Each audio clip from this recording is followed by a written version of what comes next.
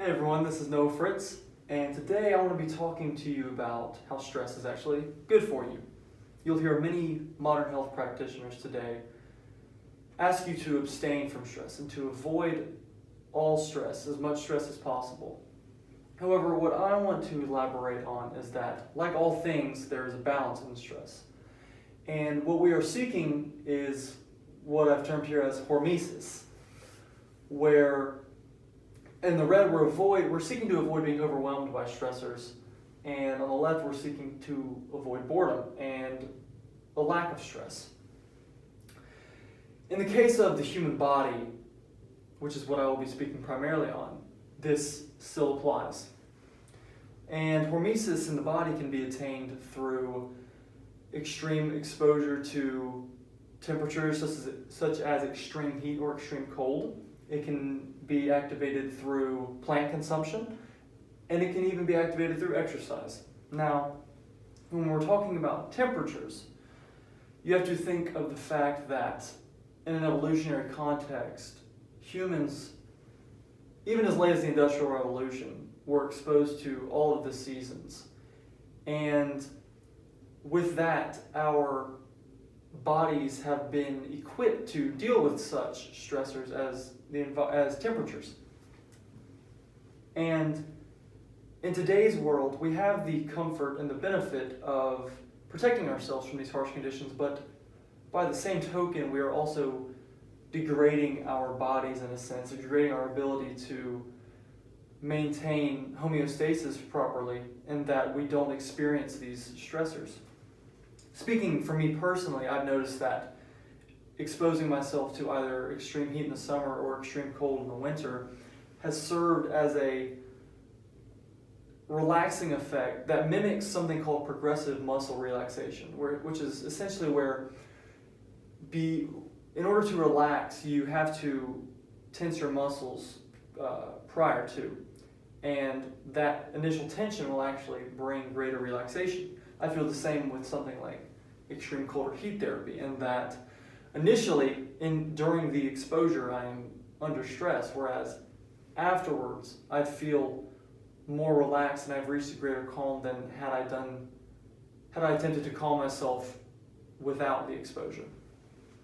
Looking at plant consumption now, we have to again understand the fact that plants have developed defense systems in the same way that animals have developed defense systems against predators. However, plants do not possess the capability to defend themselves directly from predators. And so their defense is much more nuanced in that their chemical makeups, i.e. phytochemicals or phytonutrients, have been created to essentially pass through the digestive tract of predators so that when they are excreted into the soil, they can continue propagating themselves. And so when you hear something like phytochemicals are antioxidants, it's not necessarily that the chemicals themselves are antioxidants, but it's more so that they are stimulating antioxidant pathways in the body because they are mild stressors. They are toxins that the plants have designed to protect themselves. Essentially, and also antioxidants are systems within our bodies that protect against what are known as free radicals.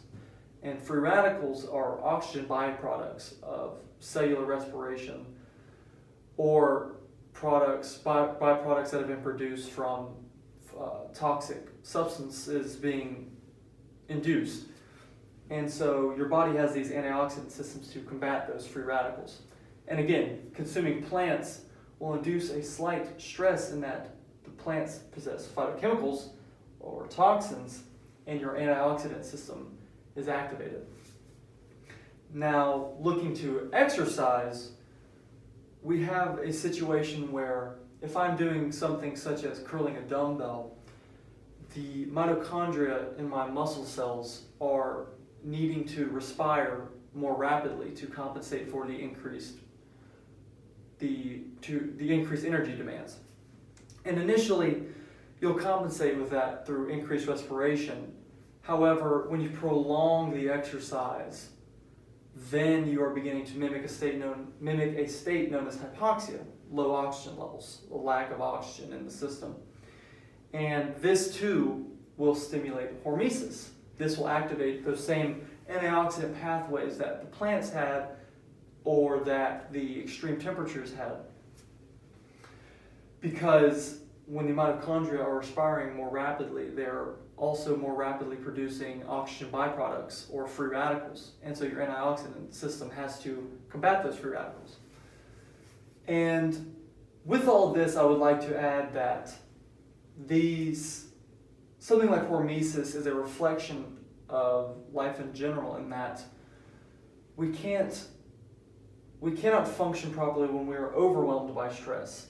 However, we also do not function properly when we receive too little stimulus in the form of stress, because we have nothing to motivate us, nothing to give us drive.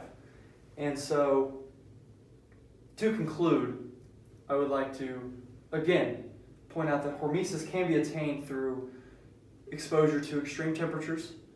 It can be attained through mild plant consumption, and it can be attained through exercise. Thank you for taking the time to listen to this, and I will be talking to you again soon.